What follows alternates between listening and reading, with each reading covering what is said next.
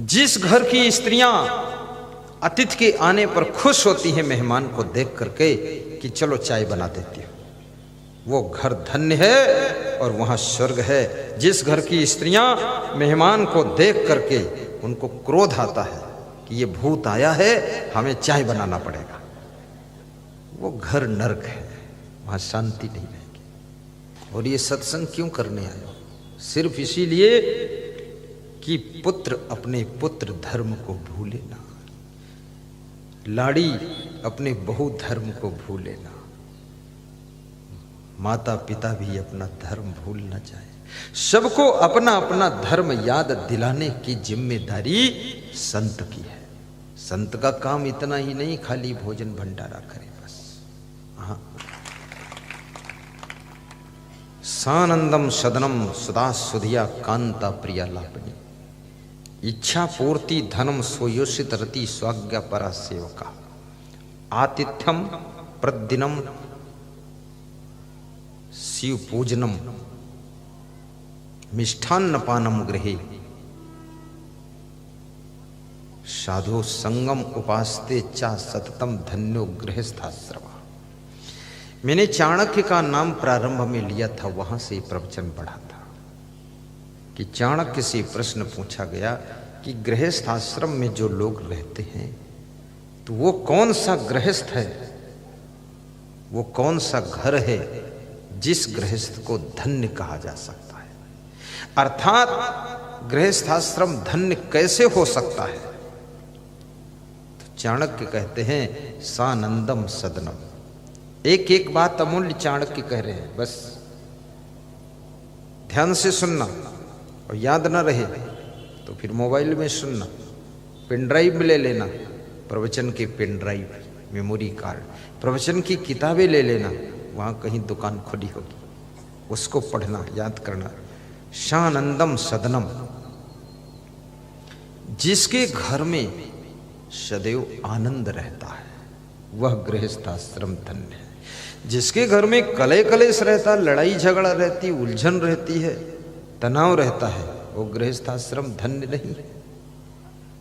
जिस घर में आनंद ही आनंद बरस रहा है, आनंद ही आनंद बरस रहा, बलिहारी ऐसे सदगुरु की, जहां किसी गुरु की कृपा बरस रही है, सुंदर स्वभाव है, आनंद आ रहा है, ऐसा घर धन्य होता है। आपका घर भी सुंदर होना चाहिए, लेकिन घर में रहने वाले लोग भी सुंदर होना चाहिए। और जो सुंदर लोग रह रहे हैं उनका स्वभाव, चरित्र, विचार, वाणी भी सुंदर होना चाहिए, उनके कर्म सुंदर होना चाहिए। केवल घर सुंदर होने से शांति नहीं मिलेगी, घर वाले भी सुंदर होना चाहिए। और घर वालों के केवल सुंदर होने से शांति नहीं मिलेगी, कृपया उनका स्वभाव भी सुंदर हो, चरित्र भी सुंदर हो, तब आपके घर में शांति और आनंद आता रहेगा। सानंदम सदनम सुतास्त सुधिया। और जिस गृहस्थ के लड़के बुद्धिमान हैं, और जिस माँ बाप को मूर्ख बेटा बहू मिले, जहां बाल्टी रखना चाहिए वहां रजाई रखते हैं, और जहां घड़ी रखना चाहिए वहां लोटा रख देते हैं। उलुल जुलुल सामान है। कितने घरों में मैं देखता हूँ घर अच्छा है और बेड अच्छा है, और बेड पर गद्दा अच्छा है, और गद्दे के ऊपर चादर अच्छी, तकिया अच्छी, लेकिन सब उलझा पड़ा है। लगत है मां जानवर सब उलझिन है, रौंदिन है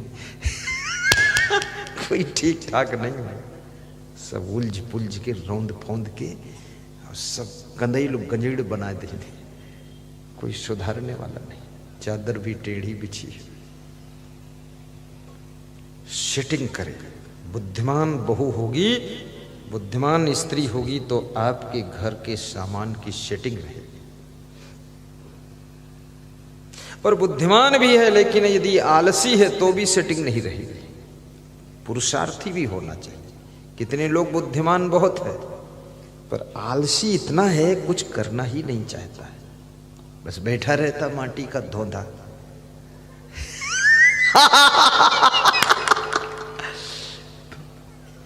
आलस्य को भी हटाइए। और याद रखना, यदि अंदर अभिमान है तो भी आदमी कार्य नहीं कर सकता है। बुद्धिमान है और अभिमान है तो कार्य नहीं करेगा, क्योंकि अभिमान कार्य करने से रोकता है कि झाड़ू लगाओगे तो अपनी इज्जत का क्या होगा। लेकिन सोचना चाहिए, भगवान श्री कृष्ण ने गौएं चराया था तो उनकी इज्जत का क्या हुआ। गौएं चराकर भगवान बन गए। राम ने वशिष्ठ के आश्रम पर जाकर लकड़ी तोड़कर लाते थे, गाय को स्नान कराते थे, तो राम भगवान बन गए। और तुम झाड़ू लगा दोगे तो तुम क्या कहीं नीचे गिर जाओगे, तुम महान बन जाओगे। अपने घर के सभी कार्यों को हंसते हंसते कीजिए, प्रेम से कीजिए। ये मैं आपसे निवेदन करूंगा।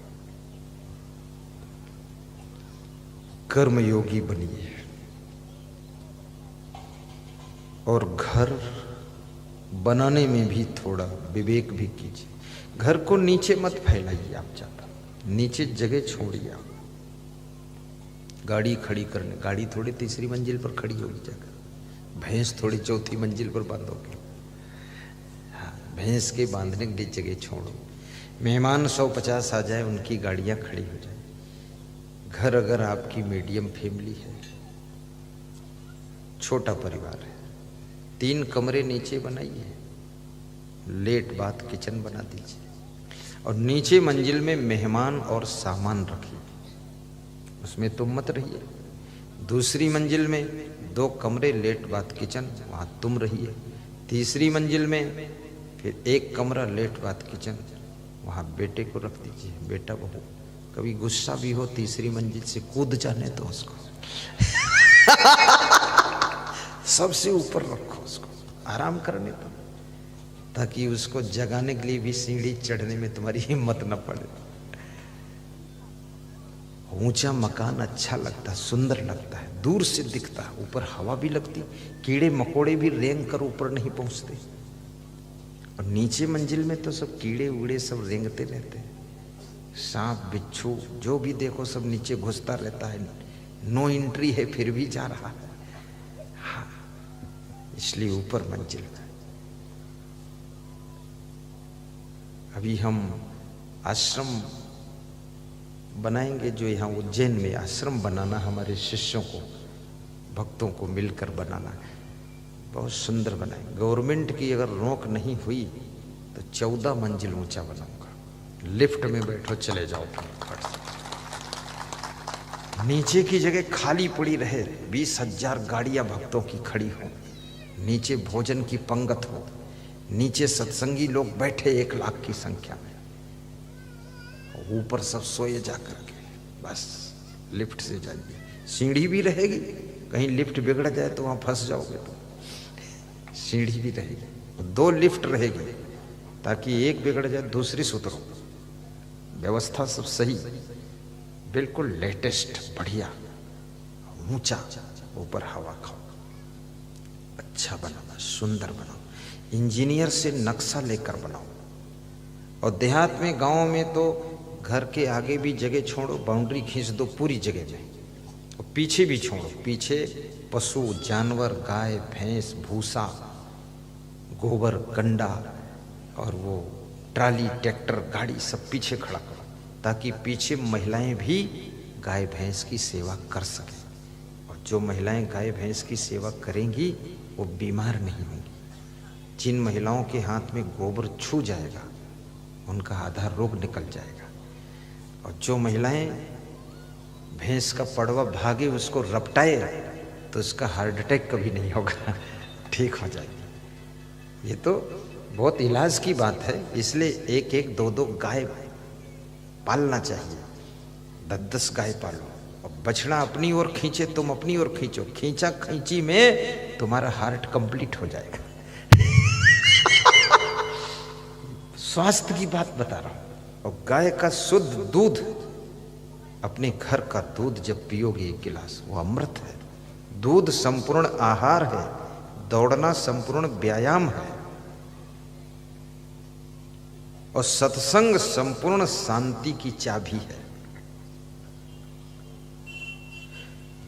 आपका घर है सुता सुधिया कांता प्रिय लापनी, जिस घर की स्त्रियां प्रिय स्वभाव की है, बहुत प्रेम रखती है सभी से, उस घर को धन्य कहा जाता है। जिस घर में इच्छा पूर्ति धनम, आवश्यकताओं को पूर्ण करने भर का धन भी है, कंगाली नहीं है, जिसको जो आवश्यकता है वो मिलता है, वह घर भी धन्य है। इसलिए नर हो निराश करो मन को, कुछ काम करो कुछ काम करो, जग में रहकर कुछ नाम करो। कहें कबीर कुछ उद्यम कीजिए, आप खाए और को दीजिए। दारिद्र्य नाशनम दानम उद्योग नास्ति दारिद्र्यम, उद्योग करने से दरिद्र का नाश होता है। इसलिए कर्म योगी बनो। इच्छा पूर्ति धनम सो योषित रति, और जिस घर में पति का प्रेम अपनी पत्नी में है, ये भी बहुत कठिन काम है। दूसरे की पत्नी में लोग ज्यादा ललचाते हैं। अपनी पत्नी से हंसते नहीं, मुस्कुराते नहीं, और दूसरे की पत्नी मिल गई तो खूब हंसत मुस्कुराते, तब लगता है इंद्रलोक के देवता आए। अपनी पत्नी से बात करते हैं तो लगता रावण खड़ा गरज रहा है। अपनी पत्नी से हंसो और मुस्कुराओ, वह गृहस्थ आश्रम धन्य है। दूसरे तरफ नहीं। सबसे खुश रहो अच्छी बात है, लेकिन अपनी पत्नी से आपका पूर्ण प्रेम होना चाहिए।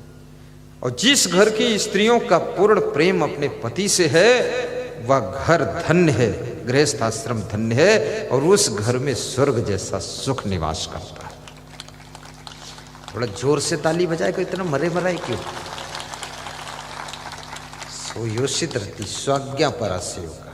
अब घर के काम करने वाले कार्यकर्ता सब आज्ञाकारी है, जो आज्ञा। तो ऐसे जिसके घर के कार्यकर्ता आज्ञाकारी है, इशारे से काम करते हैं, उस घर को धन्य कहा जाता है, और वहां पर सुख निवास करता है, सुख रहेगा। आतिथ्यम प्रतिदिनम शिवपूजनम मिष्ठान्न पानम गृहे, और जिसके घर में अतिथि का सत्कार होता है, जिस घर की स्त्रियां अतिथि के आने पर खुश होती हैं मेहमान को देख करके कि चलो चाय बना देती हूं, वो घर धन्य है और वहां स्वर्ग है। जिस घर की स्त्रियां मेहमान को देख करके उनको क्रोध आता है कि ये भूत आया है, हमें चाय बनाना पड़ेगा, वो घर नरक है, वहां शांति नहीं रहेगी। प्रतिदिनम शिव पूजनम, जिसके घर में प्रतिदिन इष्ट देव की पूजा होती है, गुरुदेव का ध्यान होता है, रोज प्रवचन सुना जाता है, रोज ज्ञान कथा सुनी जाती है, ऐसे घर में चाणक्य कहते हैं स्वर्ग जैसा सुख रहता है।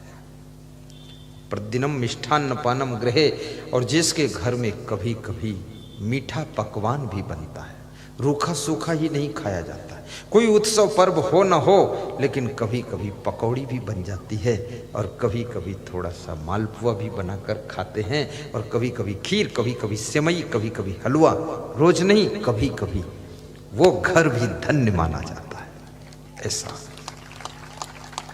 साधो संगम उपासते, और जिस घर में संत का सत्संग गूंजता रहता है, उसकी आवाज गूंजती है। कितने घरों में साउंड सिस्टम लगा करके सब नर नारी प्रवचन सुनते रहते हैं, पूरा परिवार।